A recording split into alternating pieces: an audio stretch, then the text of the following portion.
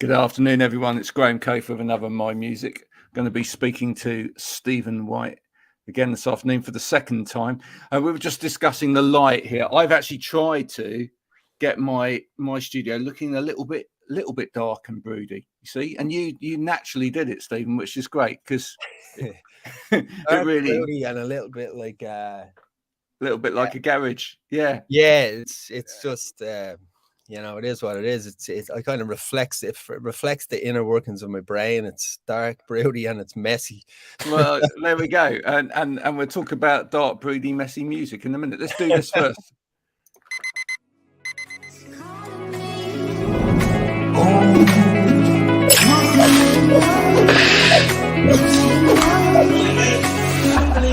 I need to get going, Mel. See you later.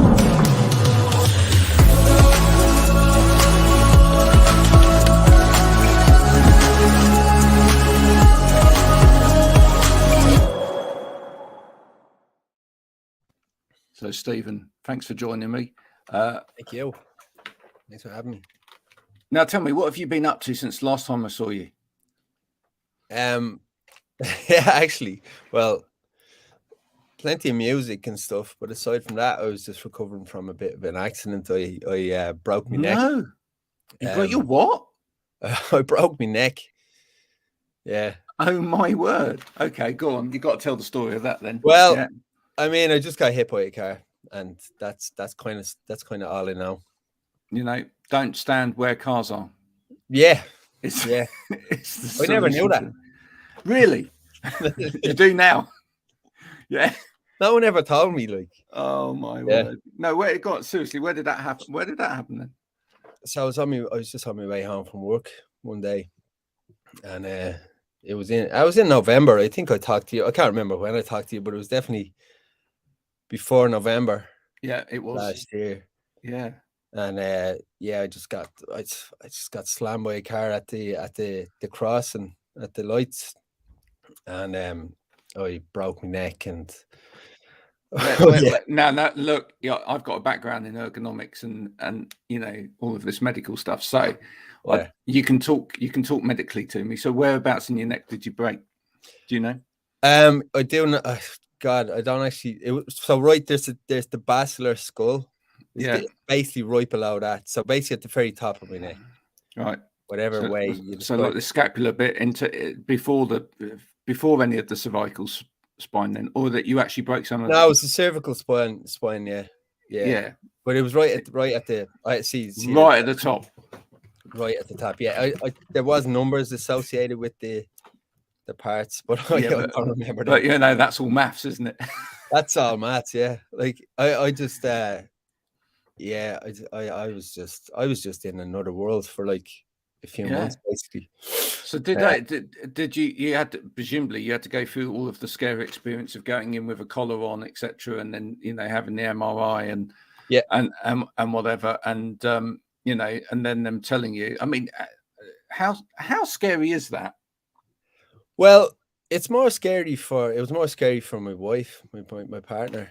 Right. She remembers and I don't. They gave you something good then. Well, like on the night itself, I just don't remember anything. I just got slammed. Yeah. And I was out for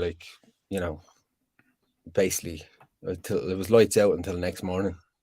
Gracious me. And then it just became this process of constant hospital appointments, doctors and such for months on end. So does that mean wearing all of that? So does that mean we've got an album coming out of kind of a near-death experience or not?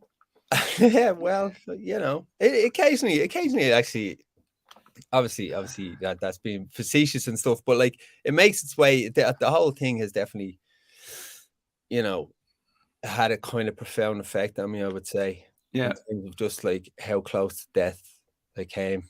And it's bound to subsequently affect whatever I produce to a degree, Yeah. or even just like the approach, even just like making sure. I don't know, like it's kind of like the cheesy old thing of like just the fragility of life, and also the kind of robustness of the human body to a degree too. Yeah. So Just is it a that whole bit of a, position, right? well, I was going to say, it's a little bit of a dichotomy. Is it, Yeah. on the one hand, you now think I've got to pace myself, I've got to take myself, I've got to do this carefully. I can't frame myself around quite as much as I perhaps used to. But on the other hand, has it given you kind of a lease of like, well, I just need to get on and do as much of this as I can, because you never know. Where's it put you in that, on that? It doesn't put semantic differential scale. It puts me kind of in the frame of mind where everything I want to put out just needs to count, you know? Right. Like it just all needs to count towards. Not that it didn't before, but it. Well, prior to this particular project, I kind of approached it in a very wham bam, thank you, ma'am, kind of fashion, and it was just like finding, you know, just enjoying doing it and just throwing it out. Whereas now it's more imbued with a sense of, I don't know, it's just like I kind of, after the months of recovery and all that, kind of just realized I was imbued with this newfound sense of kind of like, what's the word? It's just like a purpose towards creating. Yeah. You're a little bit more conscious of your own legacy in a way. Yeah, I didn't want to use that word, but I think that was the one I was kind of circling around. And yeah, there is something to be said, even just posterity or legacy, or like or creating something that's gonna live beyond you. Yeah. No, I can understand all that. of that kind of stuff just kind of came to the surface, and I will be pretty meticulous, I think, about things. I don't know, it's just it's a weird, it's kind of like I'm still kind of like only 6 months down the road. Yeah. No, I used a photo of you on the promo for this with the nice orange, which yeah. Now, before, when I had promos from you, they're quite dark and they were kind of black, etc. I mean, have you as part of this gone into I want a bit more color in my life? Or is the color, is that just purely? No, I had that on that day. It's not. It's. I don't think it's correlated. I think it's just more of a kind of just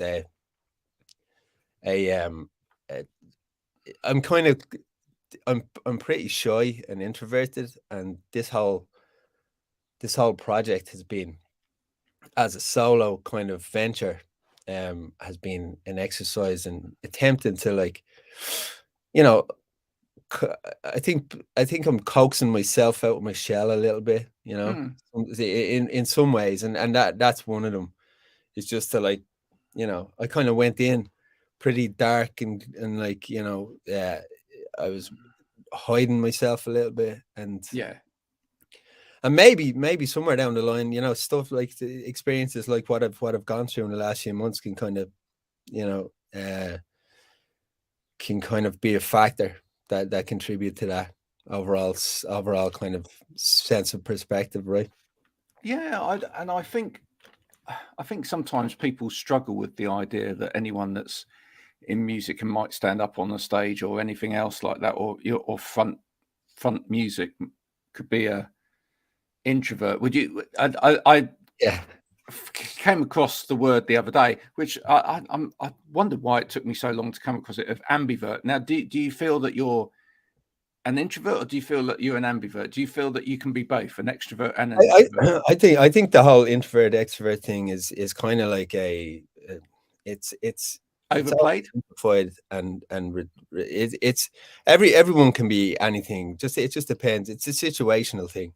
I just think I've generally leaned towards kind of introverted kind of nature in a lot of ways, but I think, there is just a thing that's like inherent in kind of like people in creative pursuits and art, that's there's just these dichotomies that exist. It's like, like yeah, I'm probably the last person who should throw themselves on stage and try and get everyone to hey, look at me, listen to me. But for some reason I put myself through it, and just it's just a thing that I often wonder what that is, but I never can the answer. Don't you think to some extent, though, the reason for that is that a lot of creative people were actually, what were you like at school? Because were you quiet at school? I was quiet, but I was a bit of a, yeah, I was quiet, but I was a kind of one of those like secret rebels, a secret rebel. Well, more like just a sneaky rebel. Yes. Not like the loudmouth kind of obvious. Yeah, that was trashing stuff and doing everything. I was more like the one who was probably the most problematic to teachers, because it probably felt like I was gaslighting them to a degree, because like it's like, but he seems so quiet, and like, and it was always like the innocent blah blah blah, but I was always kind of up to something, or else just not showing up at all. I was going to say, or were you the kind that, if you could get one over on the teacher by showing that they were wrong, for example, that you'd really enjoy that? Yeah. I kind of I was a terrible student. I really was. Like I was just like I didn't care. I didn't care about much. I liked English. I liked art, and I also just made terrible choices in the topics. I kind of like chose the subjects that I thought like other people might want me to choose, and then just like proceeded to just like bang my head off a brick wall, and just like frustrate this very people I was trying to impress, by just like flailing so terribly at these subjects. Isn't that actually an issue that a lot of musicians go into when they start making music as well, which is that they actually, you can be the kind of personality where you understand what other people like, and therefore you try and appease other people, because you've been like that all of your life, and in a way you can do it, but it's coming round to being comfortable in your own skin and comfortable with, do you know what? I don't care if everybody else doesn't like it. Well, that's kind of where I'm at now. It's like, and it kind of somehow you can kind of loop it back to that previous thing about like, I if I didn't care before, I definitely don't care now, because I just know what I like, and I know what I love musically. Yeah. And I want to be part of that thing, like just be able to contribute my own. That's great. I mean, that's fantastic. I mean, to me, that sounds like a perfect epiphany, Yeah, no, absolutely. And like before I definitely had moments of like trying to follow the herd, and like kind of like the people who, you can kind of chase what's current, or like, do the thing that like try and jump on some kind of bandwagon or whatever. But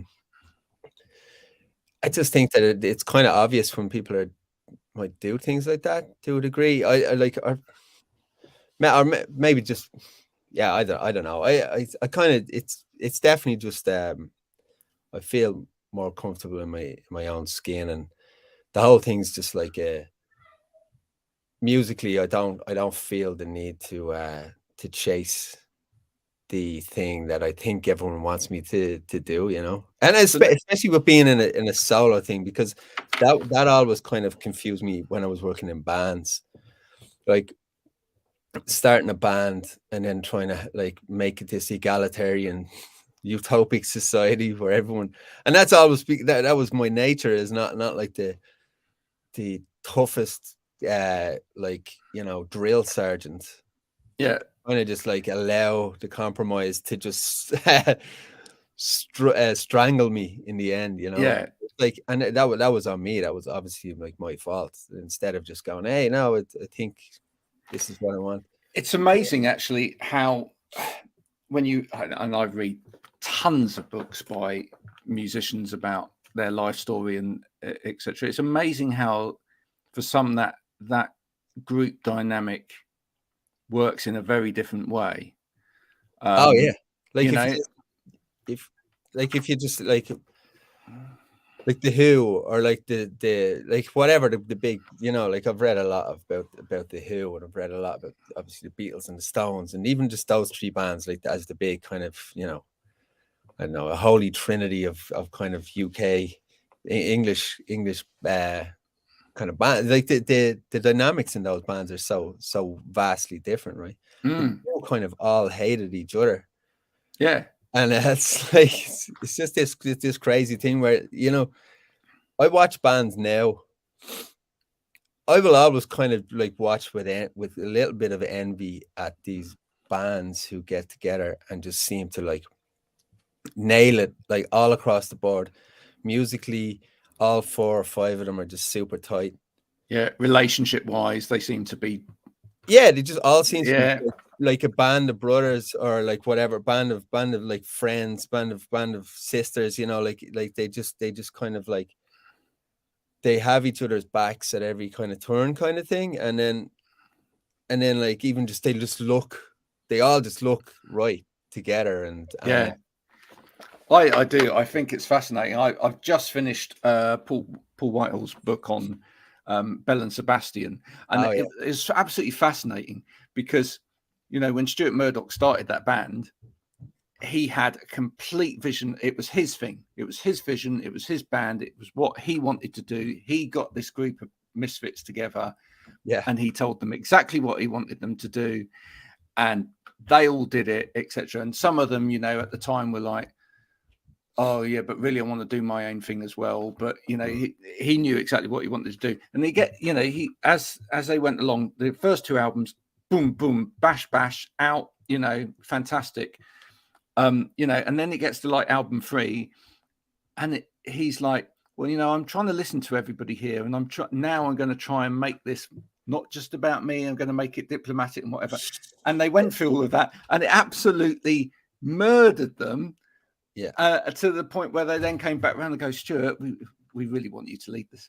Yeah, I know that's the thing. I mean, like he probably put all that pressure on himself, thinking exactly that's what comes across in the book. I'm kind of like, obviously not putting myself, like I've been in bands and I put myself through that like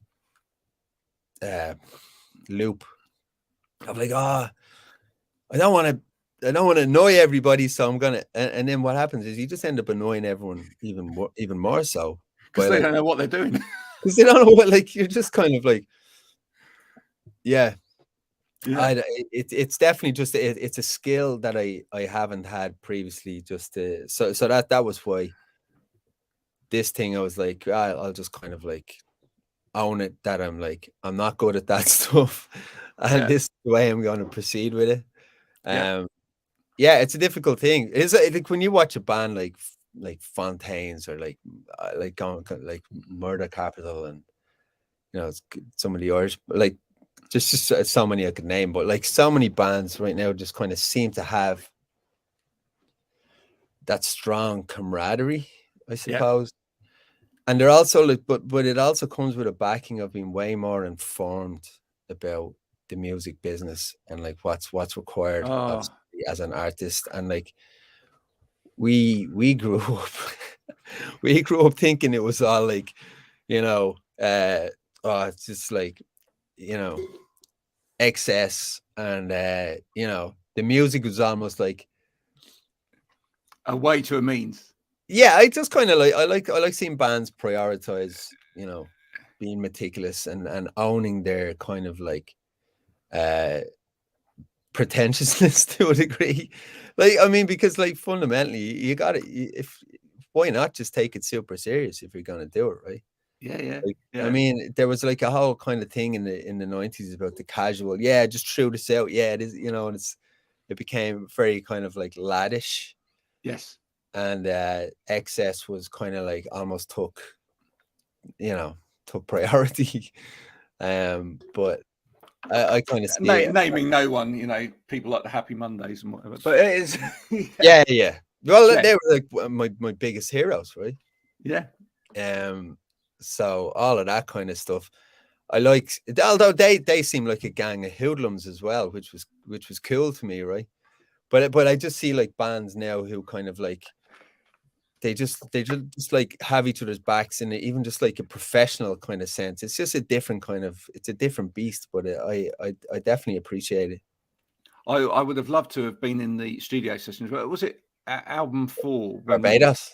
When they went into the studio with Tina and what's his face from Talking Heads to do that album. David Byrne. Well, no, it wasn't David Byrne. It was the rhythm section of Talking Heads, yeah. and and they must have been they were seasoned producers. They obviously had a really clear idea of what they wanted to do with them, etc. and you can tell from that album, which was a bit of a stinker. That was Yes Please. Yeah, but I actually like that album. Oh, do you? But I think clearly there was a bit of an issue. I mean, they went to Barbados was the story, wasn't it? When they wanted and the aim to get away from all the voices that were present in like Manchester and London, except they went unwittingly, without knowing that actually Barbados was where many of their voices could be found at the source. So I think they kind of overindulged. I think somebody broke their arm or leg. They all just. I like that album, and but again, I love that story. Even though, so part of that kind of is obviously there has to be a sweet spot between like all those crazy stories and just like bands who like are gonna get it done and kind of like, put the music first and just own their kind of like how serious they're gonna take it, right? Yeah, no, absolutely. So listen, tell me, you've got a new single out at the moment, or coming out at the moment. Yeah, it's out. Annihilator. Who's annihilating who? Who is the Annihilator? Yeah, the kind of theme of the song. Actually, I wrote that song like back in like it's kind of one of those songs. This is an old song. Yeah, like I mean, I wrote it. So like the first single I wrote a while back as well, but I changed the lyrics. This one I wrote like back in 2010, but then when I was looking at the lyrics, I was like, oh, they're perfect. I don't need to change them. I love them, and I think I changed one word. And Annihilator is about kind of like that thing that's I feel like a feeling that I feel is innate in it's kind of just like it's basically like a human nature. I see like the desire to kind of like destroy yourself to a degree. And what more globally as well, that we all want to destroy ourselves. Well, you have like society puts us into this mode where you kind of have to abide by certain kind of like norms and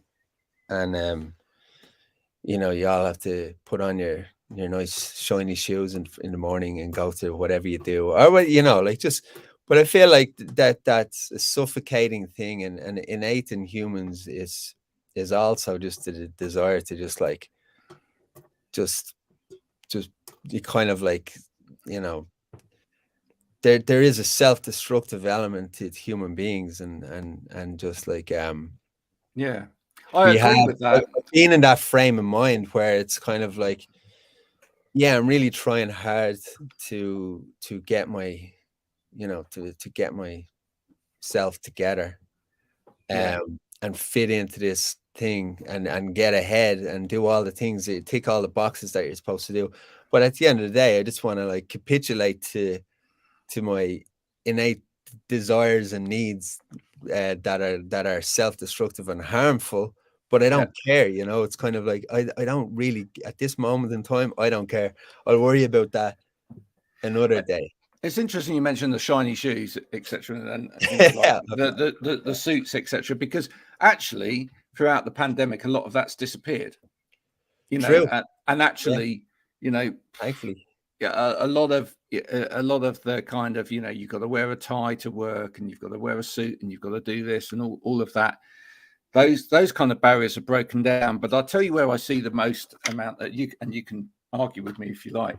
But I see where I see the most amount of annihilation going on is probably online. Well, yeah, I mean, man, that's the pandemic beneath the pandemic, or which pandemic is worse? It's just like we're all just like, yeah, there's a certain kind of like, we have been living in this era of social media and everybody having a platform for a certain amount of time now, and it's become apparent that on an individual basis we all need to manage our exposure to what's out there, because you can all make up your own adventure. Remember those books where you make your own adventure? It's like, I love that. Down this road or that road, and then you flip the page, whatever. Yeah, like early computer games where you just typed left, right. Yeah.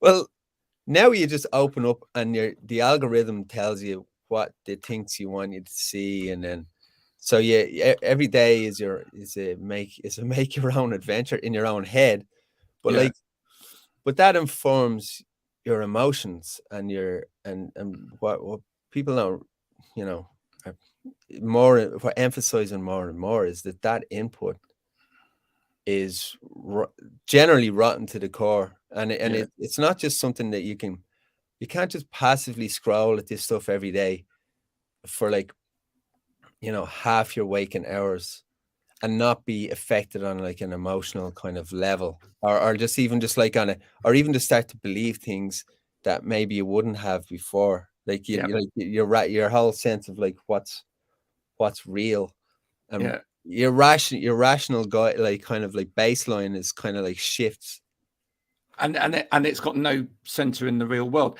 I mean, I think for me, what's particularly disturbing is the fact that, one of the words for it, the language of it is quite disturbing, because I mean, and that's why I really love the term annihilator, because actually I think, I do. I really think that, actually something that's very positively sort of saying that needs to go or whatever is actually so much better than what we get at the moment. Is we get a lot of people saying what you need to be is authentic. Right. but that authenticness isn't real. No. It's a constructive authentic. It's whatever they want to put out there to other people, and that's the most dangerous form of authenticity. Authenticity, right? But I think there's been many, like, it's basically like this is like the biggest case study that's ever been done on social psychology, right? Yeah, right. Because like they have so much data and that's like, based off of people's, it's because it all exists, like all your online activity. Yeah. There's a map of it all somewhere, right? Yeah. And they can that kind of waking up every day to like, Stephen, you're going to be authentic today, and you're going to look after your health and your well-being, and we're going to take you on a journey of that. But it's all just like, people again just trying to follow the herd, like, but except the herds are getting more and more maybe separate, or like, adversarial. Everything just seems to be so adversarial. It's like I grew up in a small little town in North County Dublin, of Balbriggan, and we were like adversaries of the next little town called Skerries, just because it's like, well, it's close, so enemy. Right, okay, that makes sense. Default enemy mode, right? You are a blah blah blah, and just kind of like making up rumors about the, like just like Lord of the Flies. And except it's just like Lord of the Flies on an infinity kind of basis online. Like it's It's like, you're like, even just down to people's diets, right? Like, I mean, they're like adversarial about the diets they're on, and it's just and music, I guess, is the same. Everything, it's just down to we're really kind of clutching at straws, at reasons to kind of dislike each other. Like, I don't know why. It will be like the next thing I can see is like, favorite color. What's your favorite color? You're not getting into this club if your favorite color is blue. Yeah. It's just people feel the need to announce to. I think it comes down to an overall need to. People are searching for their, like, defined identity. Who am I? What am I? What the hell is going on? How do I like? And I don't think people know. Well, that's the thing. They don't know, but they I think any answer is better than no answer for some people. Sure. Yeah, it's like, well, if I believe I'm this, then at least I just, all I need to do is pick up the guidelines anytime I'm in doubt and read them and go, what would the person? Okay, that's what I am.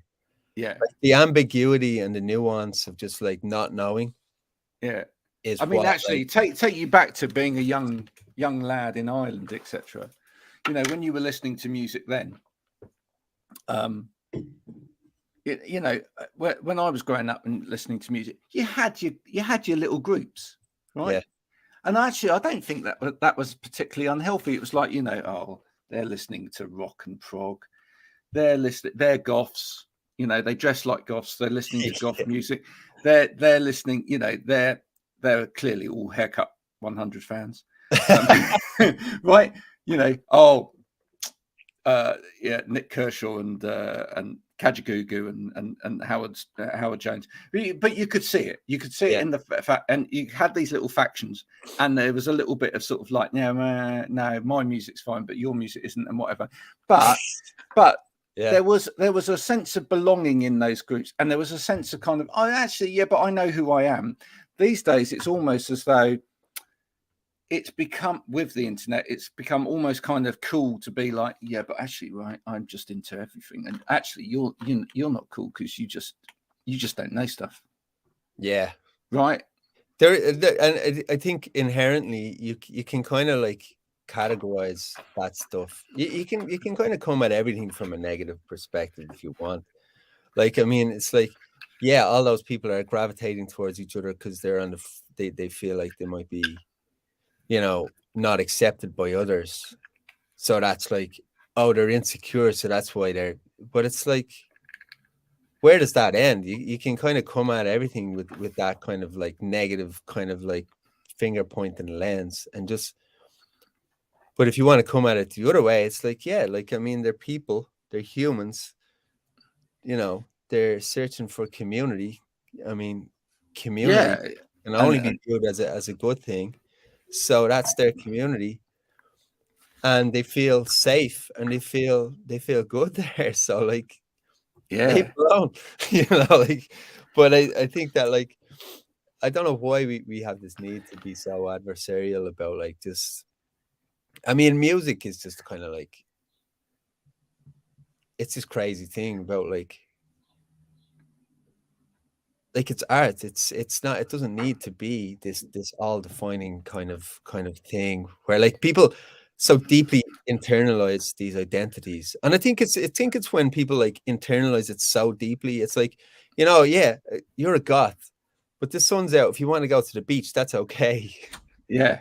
Like, you're not going to be. I'm going to ask you. I'm going to ask you if you've seen a program that was on recently, and it was called the Simple Life, or Return to the Simple Life. I don't know whether you saw it, right? But I'll explain the premise of it and tell you briefly about it, and see what your take is on this. But basically, what they did was they took a whole load of people from now, different walks of life, different backgrounds, but mainly from cities, etc. And for 6 months, they all had to leave everything behind. Their technology, their TV, everything, right? Yeah. And go and live in the way that the Amish would live, on a farm, right? And start again, work as a community together. and grow everything and just make everything work like that. And actually, really interestingly, as part of that as well, there were a few people there that could play instruments. Yeah. And there was an Amish family who were great at singing and whatever. And what was interesting was just how people flourished. Well, yeah. Right? Yeah. Because all the crap was gone. But Yeah, I bet also they did, yeah. the music bit was really interesting, because what happened with the music was that suddenly music found that kind of natural place in people's lives again, where it wasn't a fashion, it wasn't a Yeah. it wasn't a statement away. It was a comfort. It was something emotional. It was something that helped you through the day. It was, Yeah. do you know what I mean? It was just something you enjoyed as part of your life. And being that pure again, it's really interesting what people found in that music. Yeah, no, that's I mean, I think that the key is to at least try and find a little piece of that. We're gonna have to exist in this thing, at least for the foreseeable. Yeah. If you can kind of like find a little piece of that and bring it into, your being, like how you approach every day. Yeah. Like approaching music in that kind of, with that kind of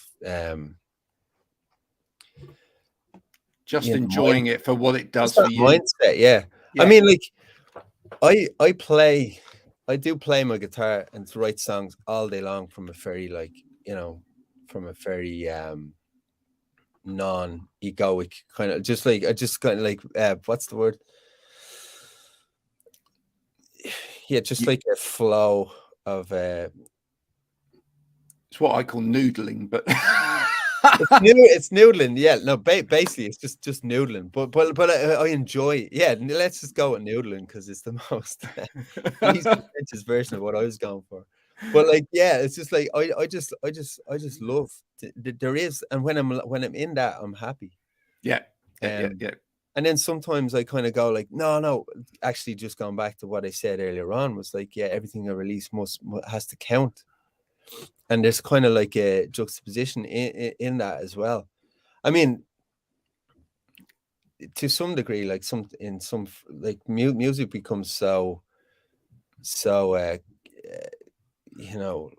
it becomes so segregated, or like, or adversarial, that it's like a competitive sport or something. Sometimes, like the pressure that you can kind of feel just being in a band and just like wanting to get on certain festivals, or like, you feel like there's like a scarcity kind of mentality that goes on. Yeah. And everyone's like competing for this thing, but like, it doesn't have to be like that. It should just be like a joyous experience to even be able to make music and to provide music for others who can't, who do other things, right? Yeah. And it doesn't surprise me that in that show, The Single Life or The Simple Life, that they all flourished. Yeah. But we're all just in it at the moment, and it's like they had to be like forced, like kicking and screaming, pulled out the whole thing, right? Where we every day, we're all kind of accountable for our own kind of habits in this kind of way. Yeah.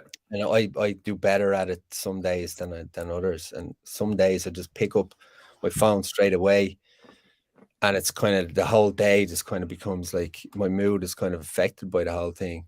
Yeah. It's it's a whole new realm of like, something that kids are going to have to be taught like from a young age, whereas us kind of like, not non-spring chickens will kind of just be like, we'll have this pre-internet brain that's like, yeah, we remember that. We remember the innocence, etc. And I think that's important. I think what we need to do is, and I saw something the other day which was absolutely fantastic, was a restaurant was promoting, they were giving people a 10% discount off their meal if they had a little cradle which they put in the middle of the table, and if everyone put their phone in it, for the duration of the meal, they could have 10% discount. That's the kind of thing we need to do. There was one of those places, except just around the corner from here, in Vancouver, and they didn't actually have. They didn't offer people the option. They just said if you want to drink or eat in here, Really? this is where your phone goes. And I love that. They shut down. They closed. Oh no. That didn't work then. That didn't work. And they had to hang the big cartoon out of business sign around the front door. They needed to offer the discount. That's. I mean, offering people the option is that's definitely probably the sweet spot, I would say, as opposed to forced. I think so. Give them the incentive. So listen, Yeah. We're nearly out of time. But what I wanted to ask you is, so what are we going to expect from the rest of your recording going forward? I got because this thing now has a live band associated with it because there's been shows. I've basically got an album ready to go. That's brilliant. That, I mean, rehearsed and written and the whole thing and arranged. So just got to get into the studio with the producer and hammer that out over summer, basically. Okay. And that might take the form of 2 EPs, and it might take the form of an LP. Just depends on how patient I'm willing to be. So we are going to see certainly before the end of the year more Revolution Above Disorder. Yeah, I mean, coming out. Thus far, there's only been two actual singles. There's 7 songs, 7 recordings out there, but one's a cover, and then others are alternate versions of the 2 singles. So the aim is to just kind of go, hey, here's 4 songs, 5, whatever it is, just a clump, a batch of self-written songs that will take either an EP or LP format. I kind of just got to figure. I'm just going to play it, see how that one plays out. Sounds perfect. Until then, people can get hold of Annihilator and the first single. Illuminate. Yeah. Where's the best place to go? Just Bandcamp's always a good one because it's probably the fairest on artists and such. But go wherever. Just listen if you. I'm happy to be listened to on any format. Just type it into it's kind of it's a bit of a. I think it's 23 letters, so it's a long old name. But just type it into Google and look. Thankfully, it's the only. It's the only thing that comes up. There's not a lot else that comes up with Revolution Against Disorder. So what make sure is these days, what bands do is they do like non-English spellings or they just add extra letters and stuff. So I wanted to avoid that whole thing and just do that. But that's all that comes up when you type it into Google or whatever your search engine of choice is. So remember Ask Jeeves? Is that one still around? Anyway. I don't think it does. Yeah, I don't think it does. I actually saw a sort of a infographic the other day of all of the search engines over the years. That was fascinating. If you and it's just Google has just probably but for ages it was Internet Explorer, and then before that it was, I can't remember what it was, but and you had Internet Explorer and it was 90% of it, and then suddenly it's and then Google came in, it was a little bit, and Firefox were a massive part of it, and then all of a sudden Google went it's like this. It's like Pac-Man eating himself. It was brilliant. Can you imagine the boardroom at Internet Explorer just tearing their hair out that whole period? Yeah. It was what the hell? What's going on? Why do people prefer that? It's got a great name. Yeah. Well, yeah. I mean, Internet Explorer is too long, you see. Well, it also, it's you can't go hey, check me out. It's Revolution Above Disorder. Internet Explorer, that name, and you'll find me. It's no, Google that name and you'll find me. It works as a verb a lot better. Yeah, clever, isn't it? If you get a verb on the internet, that's the way to go. Stephen, it's been a pleasure talking to you again, as usual. I hope people check out your music. As I say, too. pleasure talking to you. And Thanks, William. I'll speak to you probably later in the year when more of Yeah. it's out. All right. Absolutely. Look forward to it. Take care. Have a Take good care. Have a good evening, sir. Bye. Cheers. Morning.